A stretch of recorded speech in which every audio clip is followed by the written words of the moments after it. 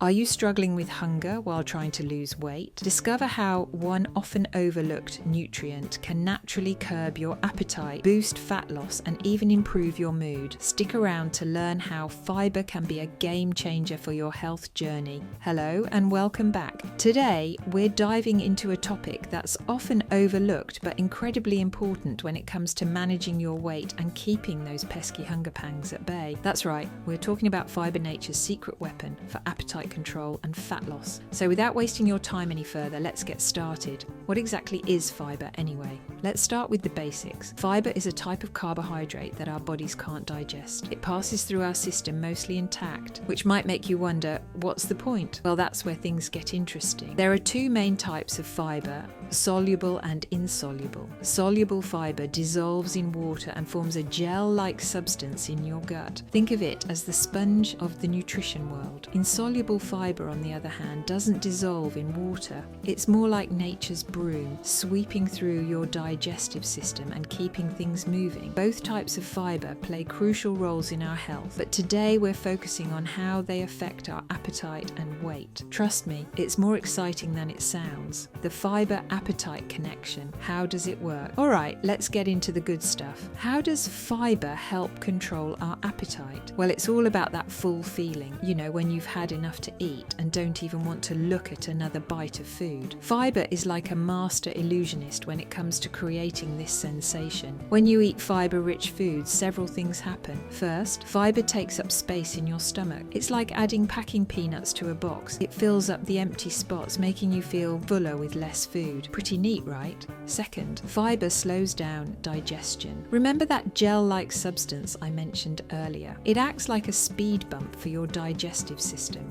slowing down the emptying of your stomach. This means you feel full for longer, reducing the chances of you raiding the fridge an hour after eating. But wait, there's more. Fiber also affects your hormones. It stimulates the production of appetite-suppressing hormones like cholecystokinin and peptide YY. At the same time, it helps reduce levels of ghrelin, the hunger hormone. It's like having a built-in appetite control system. The discovery of leptin. Now, let's take a quick even know about leptin. The story of leptin's discovery is pretty fascinating. In the mid-1990s, a team of researchers led by Jeffrey Friedman studying a strain of incredibly obese mice. These mice non-stop and gained weight rapidly. The scientists these mice had a genetic mutation producing leptin. These mice leptin, something amazing happened. Eating less, their metabolism revved up and they lost what was like a switch had been flipped. This discovery shockwaves through the scientific community. Had we finally found the key to obesity? That leptin could be a cure for obesity in humans. But as often happens in science, things turn a bit more complicated than they first appeared. Leptin in humans. When scientists studying leptin in humans, they found something surprising. Most obese people weren't lacking leptin. In fact, they had plenty of it, much more than people of normal going on. This is where the concept of leptin resistance comes in.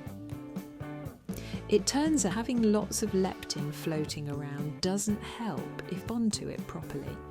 It's like shouting instructions at wearing noise-cancelling headphones. No matter how you yell, they're not going to hear you. In people with leptin resistance, the brain doesn't recognise when there's plenty of it. As a result, the brain thinks the body is starving, even when it has more than enough fat stored. This leads to a couple of problems. First, since the brain's starving, it triggers hunger signals, making you want to eat more. And to conserve energy, the brain thinks you're starving. It slows down your metabolism. What causes leptin resistance? So the million-dollar question, what causes leptin resistance? Well, like many things in biology, a simple answer. Some are still unravelling all the details. We know a few key factors that contribute to leptin resistance. One major culprit seems to be chronically elevated leptin levels. When you're constantly exposing your brain to high levels of leptin, it becomes desensitized. It's like if you live next to a busy road. At first, the noise you, but over time, you stop noticing it. your brain does something similar when there's too much of it around all the time. Inflammation also seems to play a role. Obesity is often accompanied by low-grade inflammation throughout the body. This inflammation can affect the hypothalamus, the part of your brain that's supposed to respond to leptin. It's like the inflammation gums up the works, making it harder for your brain to hear the signal. Diet plays a role too. A diet high in processed foods, particularly with lots of sugar and refined carbohydrates, promote leptin resistance. These foods can cause rapid spikes and crashes in your blood, which may interfere with your brain's ability to respond to leptin properly. The vicious cycle of leptin resistance. Here's where things get real. Leptin resistance can create a vicious, harder and harder to lose weight over time. Break it down. You develop leptin resistance, maybe due to a combination of genetics, diet, and lifestyle. Brain doesn't respond properly to leptin, so it thinks you're starving. This makes you feel hungry all the time. Eat more. Eating more leads to weight gain, which breaking the cycle. Can leptin be reversed? Now, we know this all sounds pretty grim, but don't despair.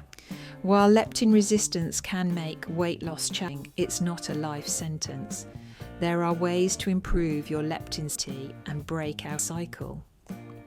First and foremost, diet plays a crucial role. Cutting back on processed, especially those high in sugar and refined carbs, can help. Instead, focus on whole foods, plenty of vegetables, fruits, lean proteins, and healthy fat. Foods are less likely to blood sugar spikes that can contribute to leptin resistance.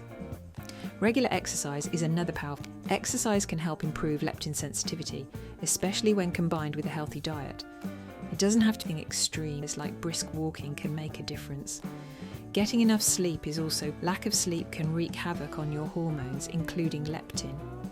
Aim for 7-9 hours a night. Stress management is another key. Chronic stress can lead to inflammation and hormonal imbalances, including leptin resistance. Finding healthy ways to manage stress, like meditation, yoga, relaxation time, can help. Finding healthy ways to manage stress, like meditation, can help. Finding healthy ways to manage stress, meditation, yoga, relaxation time, can help. Finding healthy ways to manage stress, like meditation, relaxation time, can help. Healthy ways to manage, like meditation, yoga, relaxation time, can help. Finding healthy ways to manage stress, like meditation, yoga, relaxation time, can help. Finding healthy ways to manage stress. The future of leptin research. As we look at where leptin research is headed, scientists are continually learning more about how leptin works and how we might be able to resistance. Researchers are looking into medications that might help improve leptin sensitivity. Others are exploring how other hormones interact with leptin and how we might be able to use to our advantage. Also a lot of interest in how our gut bacteria might influence activity. It turns out that the trillions of tiny organisms living in our digestive system might our bodies process and respond to leptin. The field of epigenetics, how our environment and behaviours, how our genes are expressed, is another exciting area of research.